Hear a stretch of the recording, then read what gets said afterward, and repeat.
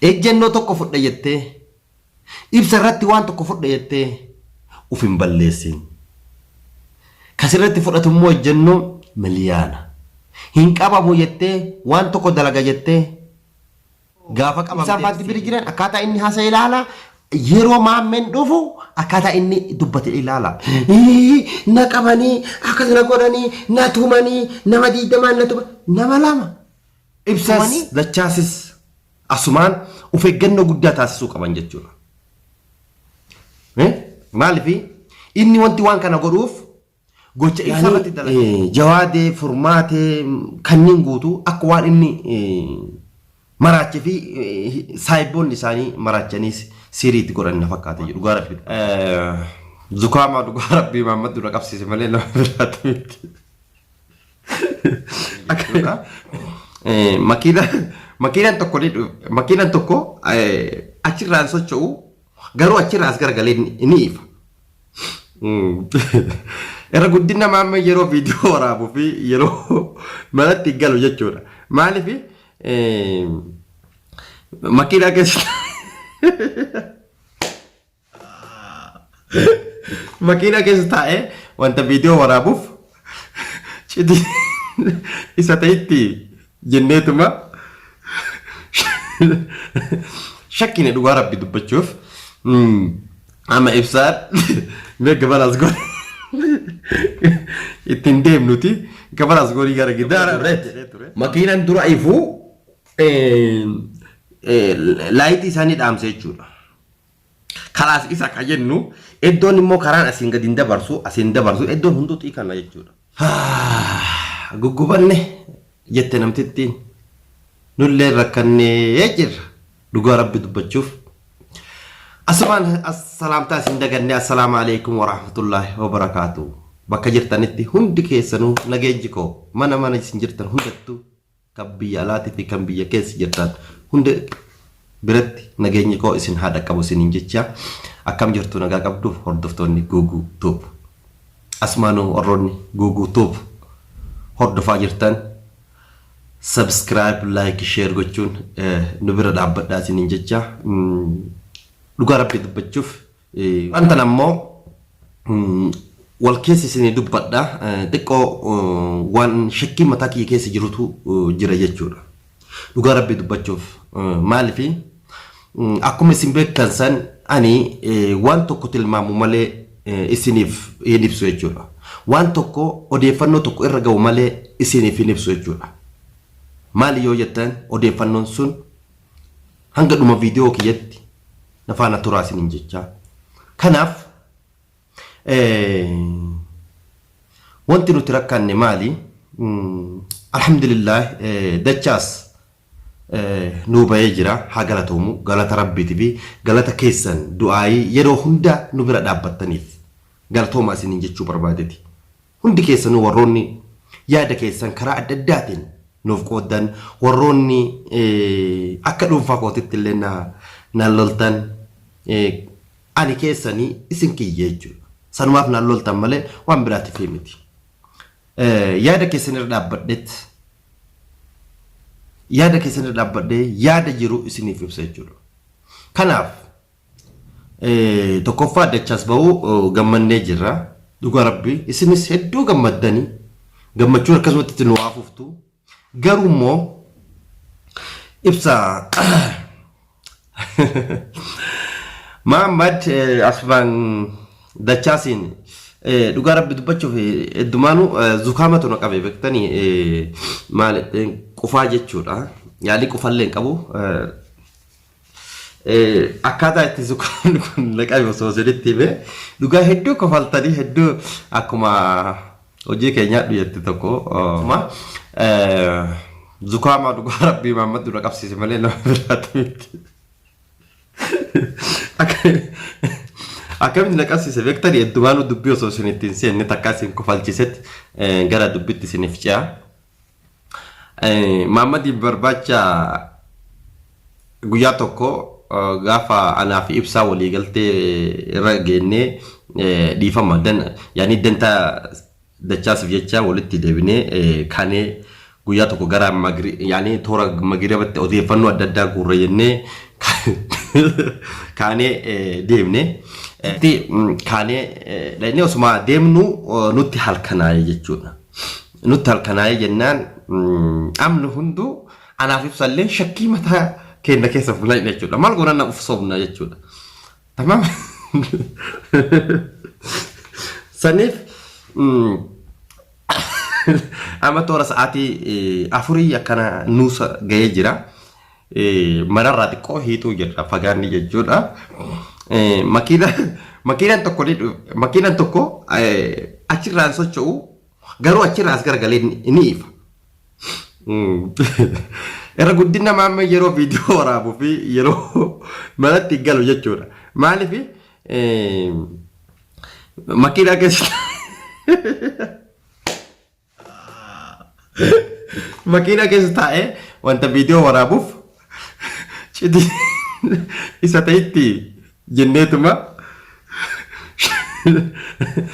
shakkine dhugaa rabbi dubbachuuf ama ibsaan mee gabalas godhe ittiin deemnuti gabalas godhii gara gidaaraadha jedhee ture.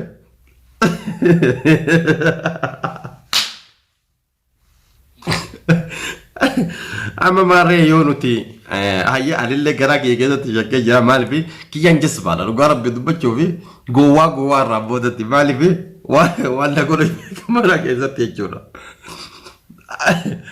Akkasitti maarree yookaan amma gamana gorreetti makiinaan dura ifuu laayitii isaanii dhaamse jechuudha. Kalaas isa akka jennu iddoon immoo karaan asiin gadi dabarsu iddoon hunduu xiqqaana jechuudha. Achuuf duuba deebi'uuf kalaas nu arge jenneetuma achuma ribnee teenne yoo akkana gamana laallu maraatan ka akka Mahammad maraate hedduutu jira beekta biyya Yaman kana keessa. Fincaananitti aayilaandii keessa kaanii jechuun aayilaanditti fincaananii jechuudha. Achuma jira basi guddina qaama'anitti na fakkaate hin beeku ani. Akkasii maarree kun maali bata buuf jennet akka dhufu jira. Edaa inni achitti jigee jira. Yooma isaa funyaan kiyya na seene jechuudha. Xiraan jechuudha. Hedduu na seene. Achuma ture mooskiin sa'a tokko turuu noolu jechuudha sodaa Mahammadii jecha. Ati shakkite maal jechuu keessan hin oolamu. Akkasitti maali beektanii wanta hin shakke dachaas ba'uu ba'ee jira haa galatamu rabbi galata rabbi haaf ta'u. Garuu immoo adeemsi Mahammad ittiin nu adeemuu adeemsa hedduu ulfaataadha dhugaa rabbi dubbachuuf. Ani keessatti gad xiinxallee yoo ka ilaalu taate dhugaa rabbi dubbachuuf akkuma ilmi namaa in amansiisu beektanii maaliif kanarraa hin hafu jechuudha. Namummaa namaaf ilaalaa hin jiranii. Waliin eebaluu kana waliin nyaadhee waliin dhugee jedhanii ilaalaa hin jiranii. Kanaaf yaani jawaadee furmaatee kanneen guutuu akka waan inni maraachee fi saayiboonni isaanii maraachaniis siriitti godhan na fakkaate jedhu dhugaa rabbi dubbachuuf. Mahammad gochi inni dalaguu uf deemu maaliif odeeffannoo guyyaa kaleessaa namoota tokko basaasa garuu namtichi suni basaasa isaati jechuudha. Maaliif dubbiin harkaa dhahamee jennaan yaa abdii naan jedhe hedduu uf eegaa naan jedhe. Silaa dachaasin baaftanii dachaasin akka itti baaftanii hedduu uf eegaadha naan jedhe. Maaliif Mahammad hedduu waa galaafatuuf deemaa naan jedhee ture. Dhugaa rabbi dubbachuuf. Kana naan jenne garuu immoo ibsas dachaasis asumaan uf eeggannoo guddaa taasisuu qaban jechuudha. Maaliif inni wanti waan kana godhuuf gocha ibsa irratti dalageef ni amma agartanii viidiyoo irratti jechuudha. Anis viidiyoo irratti argee jechuudha. Battalatti yeroo san bira hin jiru jechuudha. Osoo bira jiraadhee an kiyya masanuu iyyuu hin dhiisu jechuudha. Asitti roobaa himata, asitti Mustaafaa himata. Sodaa Mahammad irraa qabuuf akka Mahammad mujrima ta'e maal irratti xiinxalla beektanii ani? Maaliif mujrimummaa amman tana dhibbaan dhibbatti ofitti mirkaneessee jira jechuudha Mahammad. maaliif akka inni nama dararaa jiru gurbaa fakkeenyaaf dachaasin eegu ka ibsaan yeroo darajaa ol ba'u wanna irratti qabee akkasitti harka kennatee deebi'ee mucaa dachaasin eegu sanii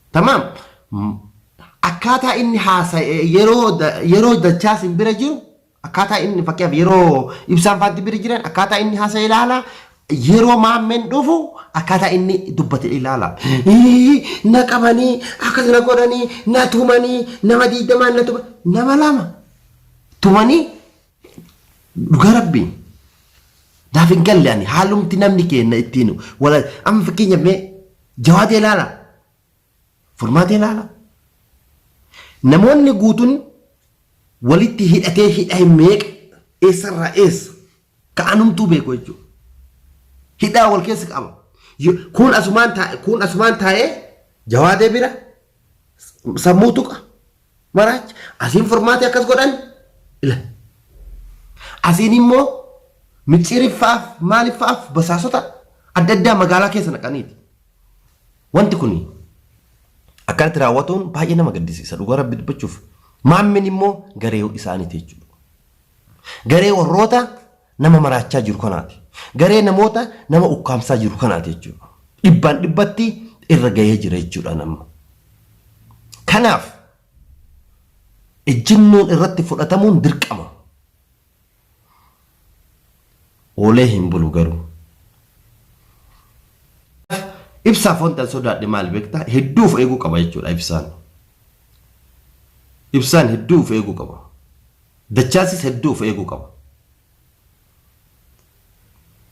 ani akkuma inni basaasota kaawusanitti basaasonni kiyya bakka hundatti maliyaana jechuudha wanti jechuu barbaade qaldiidha hedduu of eeguu qaba Muhammad akkuma tachiftee ana malee zarraaf jettu san hin jiru ati yeroo hunda har'as borus harka namaatti deebi'uu deetta ejjennoo tokko fudha jettee ibsa irratti waan tokko fudha jettee uf hin balleessin kasirratti fudhatu immoo ejjennoo miliyaana hin qabamu jettee waan tokko dalaga jettee gaafa qabamteef siif hin taane xiqqoo hambifataa deemi maaliif yeroo ati khayrii oolte guyyaa tokko yoo khayrii oolte daqiiqaa takkaaf yoo khayrii oolte khayriin sun immoo boru siif deebiti ani immoo walumaa galatti suuta dhaabbadhuma kanarraa gahee ibsaa itti dhaadattullee akka dhiirummaa harkaa baasee jira dheessitee jirta osoo akka dhiyoo tana karaa nagahaatiin sitti fida jetteeni itti fiddee ati har'aan tana kabajamaadha garuu immoo sitti uf xiqqeesse kanaaf ibsa irratti waan tokko ejjennoo fudha jettee uf hin sobin jechuu barbaadetti walumaa galatti uf shawwaddee jirta amman tana dhimma furmaatee fa'allee duubarra buunet ni hordofna yoo ati harka keessaan qabaatin jechuudha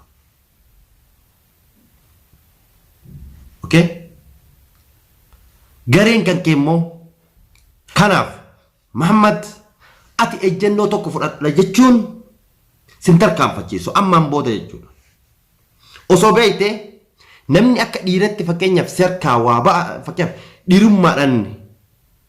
dhiirummaadha kalaas serkaa bahee dachaas bahee har'aan booda immoo deebi'ee waan tokko raawwadha takka abdi irratti takka dachaas irratti takka ibsa irratti jechuun